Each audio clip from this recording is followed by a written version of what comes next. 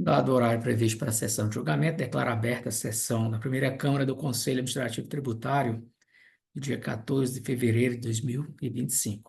Primeiramente, meu bom dia a todos, conselheiras, conselheiros, representantes fazendários, advogada presente, secretária de sessão e todos aqueles que nos acompanham. Hoje nós temos em apreciação um processo em retorno e dois processos na pauta ordinária. Vamos dar início, então, pelo processo em retorno, ao processo de relatoria do conselheiro Samuel. Processo 40.11.90.08.64874, contendo recurso voluntário número 40/2025, sujeito passivo Multipedras Comércio, Mármores e Granitos Limitada. Representantes do sujeito passivo aqui é a doutora Camila, no entanto, não irá fazer sustentação, somente acompanhar o julgamento. Representante fazendário é o doutor Evandro Luiz Paulo. Relator do processo é o conselheiro Samuel Bernardes. Doutor Samuel, quando em condições o relatório, por gentileza. Obrigado, senhor coordenador. Em vosso nome, cumprimento todos e a todas, né, que estão participando aqui do julgamento aqui da primeira Câmara do CAT. Senhor coordenador, em razão de uma intenção minha de fazer um pedido de resolução, aqui apresentar uma resolução aos nobres conselheiros e às partes, eu vou deixar de fazer o relatório. Caso a mesma não seja aprovada, aí sim eu faria o relatório.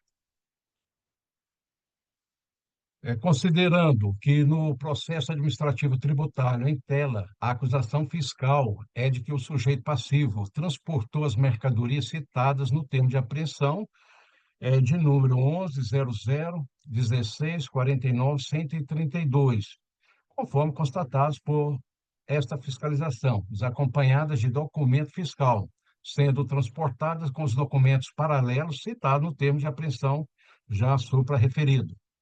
Considerando que os DANFs, notas fiscais de número 3464 e 3463, utilizados nos termos de apreensão e de liberação, foram anexados para se basearem apenas no preço das mercadorias apreendidas. Considerando que o recorrente alega que houve erro de cálculo, tendo em vista que o auto de infração aferiu valor de mercado exorbitante para a mercadoria registrada, baseando tão somente em notas fiscais pertencentes a outra empresa que não a recorrente. Considerando que a resolução de número 091/2024 da Quarta Câmara do CAT, aprovada por unanimidade, a Delegacia Regional de Fiscalização de Lusiânia apresentou sua revisão fiscal, concordando parcialmente com as alegações do sujeito passivo. Procedendo assim às alterações, apresentou nova base de cálculo do ICMS para o valor de R$ 79.012,72, reduzindo assim o tributo omitido para R$ 13.432,16. Considerando que o sujeito passivo não foi intimado o resultado da revisão fiscal e considerando ainda que o processo administrativo tributário busca a verdade real dos fatos e deve garantir o devido processo legal e o direito ao contraditório e à ampla defesa. Assim sendo, proponho aqui converter o julgamento em diligência, a fim de que o processo seja encaminhado à gerência de preparo processual, para que o sujeito passivo seja intimado e ou seu representante legal para tomar conhecimento acerca do resultado dessa diligência e, caso queira, apresentar sua manifestação no prazo de até 30 dias em atenção ao princípio do contraditório e da ampla defesa. E após, retorne seus autos para julgamento. É a minha propositura, senhor coordenador. Obrigado, então, doutor Samuel. Doutor Evandro. Senhor coordenador, inicialmente, bom dia a todos e a todas. De fato, o contribuinte não foi intimado do resultado da última revisão e a Fazenda entende, sim, que é pertinente que se faça essa intimação, até para salvaguardar o direito da ampla defesa por parte do contribuinte. Então, sim, a Fazenda concorda com o encaminhamento. Obrigado, então, doutor Evandro. Indaga as conselheiras e os conselheiros se há necessidade de conferência. Não havendo necessidade de conferência, doutor Samuel deseja fazer algum acréscimo? Senhor coordenador, caso a mesma seja aprovada, já considerar líder e aprovada aqui nessa sessão. Obrigado, doutor Samuel. Doutora Nislene. Bom dia, senhor coordenador. Bom dia aos demais presentes. Eu estou de acordo com a resolução. Obrigado, então, doutora Nislene. Havendo concordância entre relator e revisor, indago a conselheira e ao conselheiro se há alguma divergência. Não havendo divergência, anuncio o resultado do julgamento. A primeira Câmara do Conselho Administrativo e Tributário resolveu, por unanimidade de votos, converter o julgamento em diligência e encaminhar os autos ao setor de preparo processual para que atenda os comandos da resolução proposta pelo conselheiro relator, doutor Samuel, no sentido de que se intime o sujeito passivo para manifestar sobre o resultado da diligência. Esse é o resultado para esse julgamento. Doutor Evandro, só tinha esse processo com a gente, agradeço a sua participação. Doutora Camila, também agradeço aí. Bora com... Obrigado e bom trabalho a todos. Até mais. Obrigada, bom trabalho. Passamos, então... Vamos apreciar, então, a pauta ordinária. Em apreciação, item 1 da pauta, processo 4012, 3012, 17330, impugnação em segunda instância, 324/2025, sujeito passivo, Odair José Honórios Borges, representante do sujeito passivo não se faz presente, representante fazendário, doutor Ivonaldo, relator do processo, continua o doutor Samuel Bernassi. Quando em condições, o relatório, por gentileza. Obrigado, senhor coordenador. Senhor coordenador, acredito que, a princípio, né, haveria, assim, a intenção de um pedido de vista desse processo. Sim, senhor coordenador, eu gostaria de pedir vista nesse processo e a data sugerida de retorno seria 26 de fevereiro, se houver conveniência para as partes e para o relator. Obrigado, então, doutora Nislene. Doutor Livonaldo, essa data é conveniente? Bom dia, senhor coordenador, senhores conselheiros, senhoras conselheiras, minha secretária Helene, bom dia a todos. Sim, dia 26, no período da manhã, quarta-feira, sem problemas. 26. Doutor Samuel? Também estamos de acordo. Então, obrigado, então. Indago se há alguma divergência com relação à data. Não havendo divergência, então o processo sai com vista, ficando o retorno, vista para a conselheira Nislene, ficando o retorno marcado para o dia 26 de 2 de 2025. Passamos à apreciação, próximo item da pauta, item 2, processo 4011, 9024, 23573, impugnação em segunda instância, número 325, 2025, sujeito passivo VS Dourado Comércio de Alimentos Limitada, solidário Edivon Ursino Gomes, representante sujeito passivo não se faz presente, representante fazendário doutor Ivonaldo, relator do processo é o conselheiro Francisco Viana, em substituição ao conselheiro Samuel. Doutor Francisco, quando em condições, o relatório. Bom dia, senhor coordenador, novos conselheiros, senhor presidente fazendário, nossa secretária. Consta dos autos de passivo emitir receita tributada no valor comercial de R$ 255.307,03, conforme o comparativo entre o valor informado pelo administrador de cartão de crédito, barra débito, e o valor dos documentos emitidos pelo contribuinte, correspondente aos períodos de 1/2/2017 a 31/12/2017. Dessa forma, excluir o pagamento do imposto na importância de R$ 35.073,92. Em consequência, deverá pagar o ICMS juntamente com a penalidade e acréscimos legais. Aponta como infringido o artigo 25, parágrafo 1º, inciso 9º, B minúsculo, parágrafo 64, do artigo 2º, do parágrafo 66 da Lei 11.651, combinado com artigos 37, parágrafo 2º, inciso I minúsculo, do inciso 2º da resolução da CGSN, número 4/2011. Sendo proposta a penalidade prevista, artigo 71, inciso 7º, a linha I maiúsculo do parágrafo 9º, inciso 1º do CTR. Lavrado o termo de revelia, sujeito passivo solidário, folha 19, o termo de previsão por solidário, folha 16, sujeito passivo apresenta pedido de revisão extraordinária, as folhas 23 e 33, recebido com impugnação em segunda instância. Após dos fatos, escorre criminalidade absoluta e certeza na determinação da infração.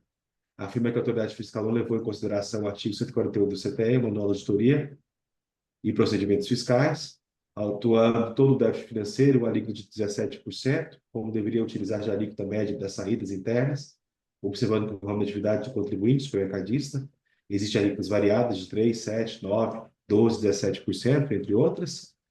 Sustenta ainda que, pelo fato da empresa ser do ramo supermercadista comercializando, assim como as mercadorias com tributação normal, isentas de contribuição tributária, é necessário que a autoridade lançadora utilize da proporção da mercadoria tributada relativa às entradas destinadas à comercialização, o que não ocorreu.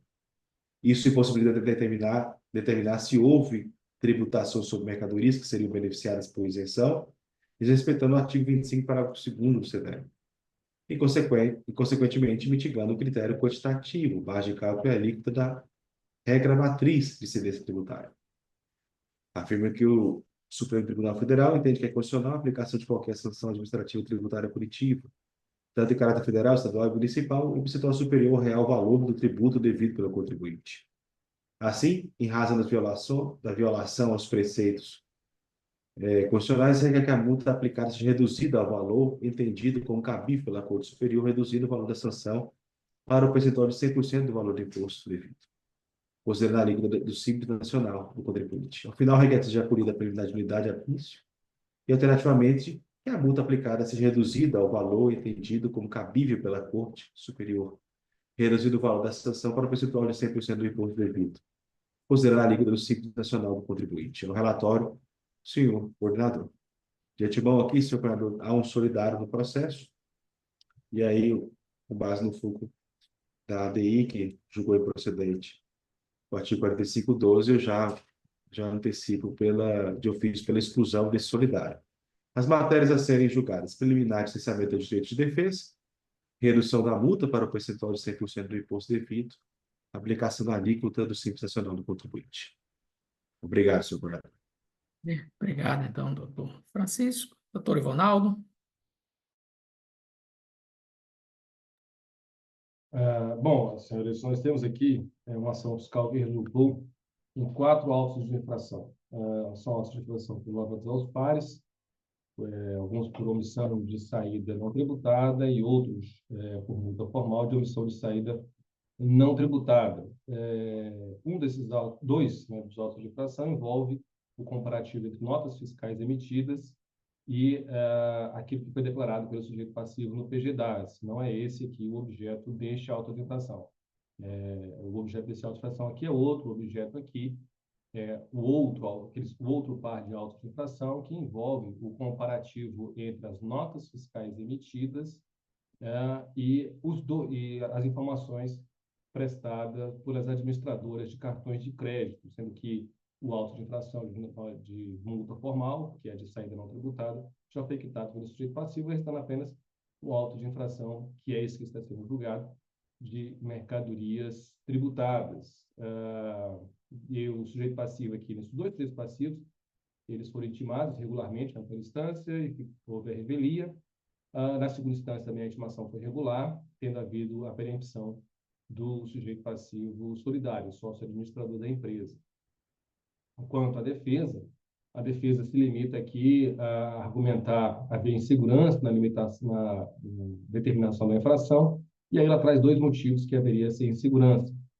Um deles seria que a autoridade fiscal teria utilizado uma alíquota de 17%, em vez de ter utilizado a alíquota média, vinculada ao ramo de atividade aqui do sujeito passivo, conforme exige uma norma de auditoria. Uma outra irregularidade aqui apontada pela defesa é de que não teria sido realizado o cálculo da proporcionalidade das mercadorias tributadas entre mercadorias tributadas e não tributadas, o que é exigido aqui pelo parágrafo 2º do artigo 25 do nosso Código, nosso RCTE. E aqui, analisando esses argumentos, a defesa ela tem uma parcial razão. Primeiro porque, no caso da alíquota, foi utilizada, sim, a alíquota média, a autoridade fiscal descreve no corpo do auto de infração, e iria utilizar no cálculo a alíquota média de 13,35%, que seria constante do manual de auditoria. E, de fato, se a gente olhar o demonstrativo de folha 6, lá é possível ver que foi, no cálculo, utilizada essa alíquota média de 13,35%. Então, esse argumento aqui de sujeito passivo, entendemos que ele não tem fundamento. Já quanto ao cálculo da proporcionalidade, a autoridade fiscal também descreveu no corpo do auto de infração que iria utilizar o índice de proporcionalidade descrito no manual de auditoria. Mas a autoridade fiscal citou um percentual incorreto. Ela utilizou o percentual de 92,35%, quando correto pelo manual de auditoria para o ano de 2017, se não me engano, que são esses os fatos. O percentual é de 73,70% das mercadorias tributadas. Então, nesse ponto, nesse ponto que reside a parcial procedência do pedido do sujeito passivo, e o valor do ICMS, então, deve ser corrigido da planilha que consta das folhas 7 e das folhas 6, para esse percentual de mercadorias tributadas, proporcionalidade de mercadorias tributadas, para 73,70%. Fizemos esse cálculo e chegamos ao valor final de ICMS devido de R$ 27.990,77. E acreditamos que esse deve ser o valor da parcial procedência. Por fim, a defesa ela argumenta aqui que a multa seria inconstitucional por ter caráter confiscatório. Aí já nesse ponto, sendo breve, a multa ela foi já limitada pelo parágrafo 11 do artigo 71, quanto à multa, portanto, ela já está nos limites fixados pelos tribunais superiores. Houve essa alegação aqui do nosso conselheiro relator quanto à exclusão do sócio administrador do polo passivo. De fato, o fundamento legal para a inclusão do sócio administrador no polo passivo foi o artigo 45, inciso 2, sabemos que ele foi declarado inconstitucional, né? Mas também sabemos que a PGE emitiu uma orientação para o cumprimento dessa decisão do Supremo Tribunal Federal, e, segundo a PGE, é necessário examinar a conduta do sócio administrador para se definir se vai ou não ser excluído o sócio administrador do polo passivo. A PGE disse que, estando presente o dolo, deve-se excluir o sócio administrador, não estando presente o dolo, né, deve-se excluir o sócio administrador do polo passivo. Mas se o dolo estiver presente, o sócio administrador deve ser mantido no polo passivo, porém, com a adequação do fundamento legal para o dispositivo do nosso Código Tributário Nacional.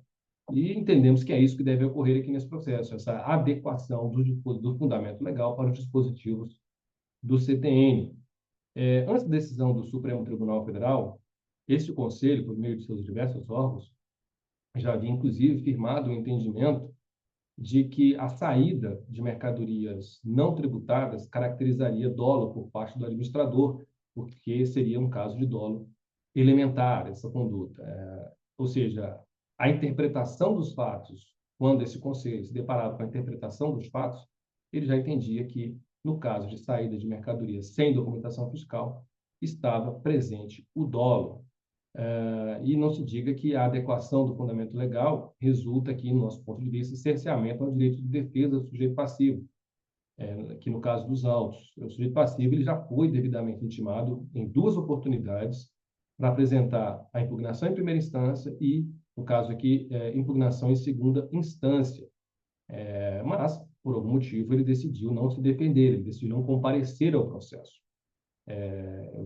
Aqui nós estamos diante do direito punitivo. E o direito punitivo, no direito punitivo, o sujeito ele se defende dos fatos, ele não se defende da capitulação legal da acusação. O sujeito aqui ele foi chamado 2 vezes para se defender dos fatos descritos na acusação, não necessariamente da capitulação legal. Ele ficou inerte. Ele optou, aqui de forma consciente, para não comparecer ao processo. E nesse ponto de vista, olhando por esse prisma, como podemos entender que há um cerceamento, né? Como pode o sujeito passivo vir ao processo em uma outra oportunidade e alegar que não se defendeu porque na acusação não havia sido citados os dispositivos A ou B da legislação. A jurisprudência ela diz que, neste caso, a defesa deve se direcionar aos fatos e nunca à capitulação legal. E ele foi instado a se defender dos fatos em duas oportunidades. O direito penal, aqui fazendo um paralelo com o direito penal, no direito penal, o juiz ele não fica restrito a se pronunciar sobre a capitulação legal descrita na acusação. O juiz pode, examinando os fatos conferidos no processo, ele pode, no julgamento, apresentar uma definição jurídica diferente daquela que consta da acusação. E ainda mais, ele pode até mesmo que o resultado dessa definição jurídica diversa pode trazer um agravamento na pena do sujeito, do agente lá no direito penal. Então, se no direito penal é permitido permitido esse agravamento, e sabemos que o direito penal é um dos direitos mais garantistas, um dos ramos do direito mais garantistas que temos, se no direito penal é permitido esse agravamento, por que no direito processual administrativo tributário não seria? Né? Ele é regido, inclusive, por como sabemos todos, pelo formalismo moderado. Então, não há motivos para se entender que o direito penal seria menos garantista do que o direito processual tributário. Não há motivos para isso.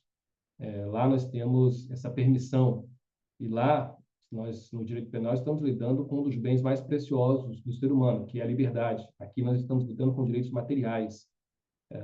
Então, esse paralelo com o direito penal, olhando para o direito penal, ele estaria, em termos de garantir os direitos do cidadão, os direitos do processado, em um patamar superior ao direito administrativo tributário.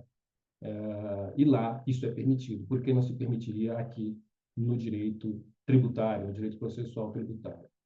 Então, entendemos aqui que, diante da opção que foi colocada para o sujeito passivo, ele optou por não se defender. Isso não leva ao cerceamento de defesa, à adequação da penalidade do dispositivo legal aqui, neste processo, não leva a um cerceamento do seu direito de defesa. Como dissemos, ele optou de forma consciente por não comparecer ao processo. Então, senhora conselheira, senhores conselheiros, nossa manifestação aqui é pela parcial procedência do lançamento, corrigindo a proporcionalidade das saídas tributadas. Então, uma parcial procedência no valor de R$ 27.990,77, porém, com a adequação aqui do fundamento legal para a responsabilidade do sujeito passivo, solidário, sócio-administrador, para os dispositivos do Código Tributário Nacional. Muito obrigado, senhoras, senhores. Obrigado, doutor Ivonaldo. Indago as conselheiras e aos conselheiros se há necessidade de conferência. Não havendo necessidade de conferência, doutor Francisco. Senhor coordenador, Deseja... no que tange perfeito, obrigado. No que tange a questão do mérito preliminar, cerceamento ao direito de defesa, não acolho. O fato é que a oportunidade foi dada ao contribuinte. A preliminar que ele alega dentro do seu recurso mistura-se um pouco com relação à questão de mérito, que aqui, de fato, foi superada, e corroboro com as palavras do nobre representante fazendário, nesse caso específico, no que tange com relação ao mérito da questão e a readequação do percentual de multa de 3,70%, passando ao SMS de R$ 27.970. A multa, de fato, já foi readequada. Então, não acolho a preliminar apresentada, julgo parcial procedente, alterando o percentual nas folhas 6 e 7. E no que tange a exclusão do solidário, voto pela sua exclusão, como já antecipei o voto. Assim como eu voto as 3 matérias, senhor curador. Doutor Francisco, só um esclarecimento. Tem também a adequação de penalidade, não é isso? Tem uma alegação de multa confiscatória, não é isso? Isso, redução da multa para a de 100% do Isso. imposto. O senhor votou pela parcial procedência, você poderia repetir o valor, por gentileza? R$ 27.000, R$ 900,70, não? O Ivonaldo, o valor que foi apresentado, Não. né? R$ 27.990,77. 990, 77. E 70 centavos? 77. 77 centavos. 27.990,77 centavos. É isso. Então, Isso. afastou a preliminar de nulidade, votou pela parcial procedência no valor de R$ 27.990,77, rejeitou o pedido de afastamento da multa por confiscatoriedade e votou pela exclusão do cobrigado. Isso? Obrigado, doutor Francisco. Doutora Nislene? Só uma questão, é que a peça do sujeito passivo, ele nomeia como insegurança na determinação incerteza na determinação da infração.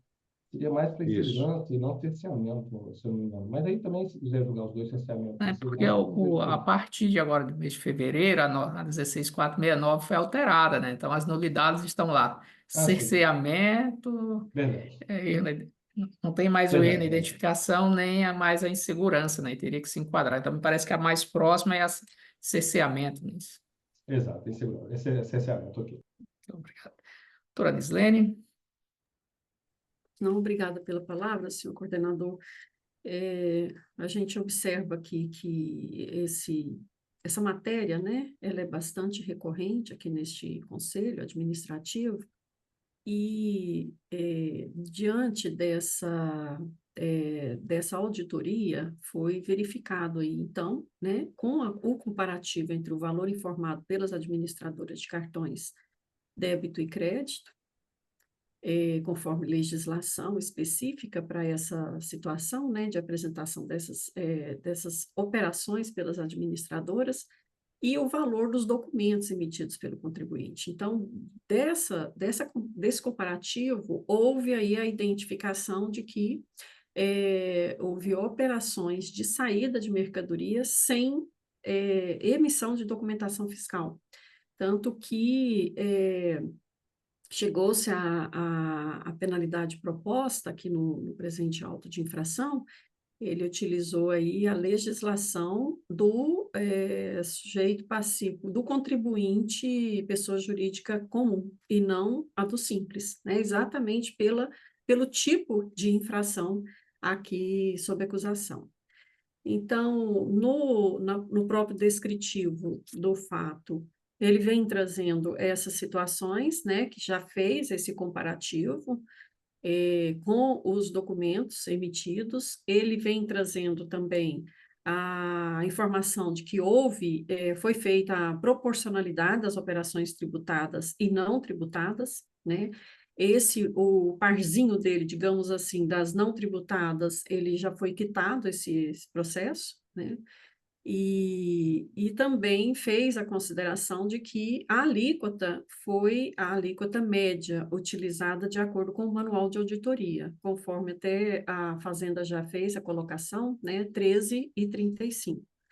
Então, a gente fazendo essa verificação, a gente identificou aqui de problema, de fato, que ele teria utilizado esse percentual. O percentual que ele utilizou, na verdade, era para comerciante do vestuário e não para o supermercado, que é o caso do comércio, né, aqui autuado, do VS Dourado Comércio de Alimentos. Então, são a maioria das operações do KNAI dele, né, 90% é de supermercado. Então, o KNAI dele é a maioria de supermercado. E o supermercado é esse aí, né, para o exercício de 2017, é esse aí que a Fazenda já fez aí o ajuste para 73,70%. A gente identifica que essa situação, exatamente o que ele vem pedindo no recurso dele, que seria nulidade por não ter utilizado essa proporcionalidade das alíquotas, ela não é verdadeira, né? Ela não se confirma, exatamente porque foi utilizado, foi mencionado, e, de fato, se a gente fizer esse cálculo lá no quadro no anexo estruturado e durante todo o processo também, que tem a mídia demonstrando, a planilha demonstrando, ele utilizou essa alíquota média aí. Então, não há que se dizer de cerceamento em função dessa utilização errônea aí das alíquotas. Eu também afasto, assim como o relator afastou, essa nulidade, né, alegada aqui pelo sujeito passivo. Em relação ao mérito, na verdade, o sujeito passivo ele não vem trazendo assim muitos argumentos para contestar o mérito, para dizer, não, eu de fato estou com as notas aqui, foi um equívoco, ele poderia ter contraditado aí essa acusação, né? Ele não trouxe nada que pudesse lidir, ainda que parcialmente, o auto de infração, a acusação, né, que lhe recai. Então, a gente entende que foi devidamente elaborado o auto de infração e devidamente cobrado esse imposto, né? Em relação também à confiscatoriedade, a multa com efeito de confiscatoriedade, também não é uma realidade. A gente vê que na penalidade proposta foi mencionado o parágrafo 11, que é o limitador, né, da penalidade, que ele limita até 100% do valor do imposto, então há de ser afastada também. Agora, em relação a preliminar, né, de exclusão do solidário, aí alegado de ofício pelo relator, o solidário Edivon Ursino Gomes, eu vou divergir do conselheiro relator e vou rejeitá-lo, né? No caso em questão, a acusação é de saída de mercadoria tributada sem emissão de documentação fiscal, no período de janeiro a dezembro de 2017. Conforme bem demonstrado, conforme eu já mencionei, e a gente verifica aí pelos termos do auto de infração, pelo descritivo do fato, conforme a gente já mencionou, né, com o comparativo informado pelas administradoras e o valor informado pelo contribuinte, dos documentos emitidos, aliás. E, neste caso, a conduta do sócio administrador, que seria a venda de mercadoria tributada sem emissão de documentação, ela resultou em flagrante falta de pagamento de ICMS, configurando, neste caso, infração à lei. Conduta, a meu ver, né, nosso entendimento, que por si só já atrai a responsabilidade solidária do sócio administrador, nos termos, no caso do artigo 124.1 e 135.3 do CTN, visto que o dolo, neste caso, é elementar a conduta, pois essa prática de falta de emissão de documento ocorre com a anuência. A gente entende que seria possível apenas com a anuência do sócio administrador, né? E ainda que tenha havido aí a declaração da inconstitucionalidade do artigo 12 do CTE, que foi a capitulação utilizada, né, para a, o, a, a colocação do solidário na lide, né, a inserção do solidário na lide, ainda subsistem aqui esses artigos já citados, né, do CTN, que podem perfeitamente ser aplicados ao caso concreto, né? Visto que os efeitos da declaração da inconstitucionalidade, ele não impede a responsabilização de terceiro, e também por seus atos e omissões que concorrerem para a prática da infração. E também a gente percebe essa questão, ele se defende dos fatos, né? Conforme bem colocou aí o representante fazendário, ele não vem se defendendo aqui inclusive ele nem veio se defender, na verdade ele não apresentou defesa solidária em nenhum momento, nem em primeira instância, nem em segunda instância, ele encontra-se perempto, né? Então, com essas colocações, eu entendo que é possível, sim, essa readequação, exatamente pelos argumentos já colocados aqui, e dessa forma eu entendo pela manutenção na lide do sujeito passivo solidário, o Edivon Ursino Gomes. E aí, senhor coordenador, eu faço a adequação, né, da capitulação legal para os artigos 124.1 e 135.3 do CTN, substituindo aí o 45.12. Este meu voto, senhor coordenador. Obrigado, doutora Nislene. Doutora Ivone. Muito bom dia, senhor coordenador, bom dia, conselheira, conselheiro, representante fazendário, doutor Ivonaldo, secretária de Câmara, doutor Samuel, que está na sala de espera, e todos que nos assistem via YouTube. Faça a todos um excepcional dia. Senhor coordenador, eu vou pedir vênia aí, a conselheira doutora Nislene, e vou votar na íntegra com o conselheiro Francisco, relator do processo. Obrigado, doutora Ivone. Doutor Washington. Bom dia, coordenador. Bom dia a todos. Eu vou acompanhar o voto da conselheira Nislene. Obrigado, então, doutor Washington. Houve aqui empate com relação a exclusão do co-obrigado e adequação da penalidade. Eu voto desempatando, acompanhando o voto da conselheira Nizene, pelas razões por ela expostas, e anuncio então o resultado do julgamento. A primeira Câmara do Conselho Administrativo Tributário decidiu por unanimidade de votos rejeitar a preliminar de nulidade da peça básica por cesseamento ao direito de defesa. No mérito, também por unanimidade de votos, decidiu conhecida a impugnação, dar-lhe parcial provimento para julgar parcialmente procedente o auto de infração no valor de ICMS de R$ 27.990,77, bem como rejeitar o pedido de afastamento da multa por ser confiscatória. E por maioria de votos, rejeitou o pedido de exclusão do sujeito passivo solidário, arguído de ofício pelo conselheiro relator, bem como fazendo aí a adequação da capitulação legal para os artigos 124, inciso 1 e 135, inciso 3, ambos do CTN. É o resultado para esse julgamento. Não temos mais processos para serem apreciados na sessão de hoje. Declaro encerrada a sessão, agradeço a participação de todos. Convoco a próxima sessão para segunda-feira, às 8h30. Obrigado a todos, um excelente dia, um excelente final de semana.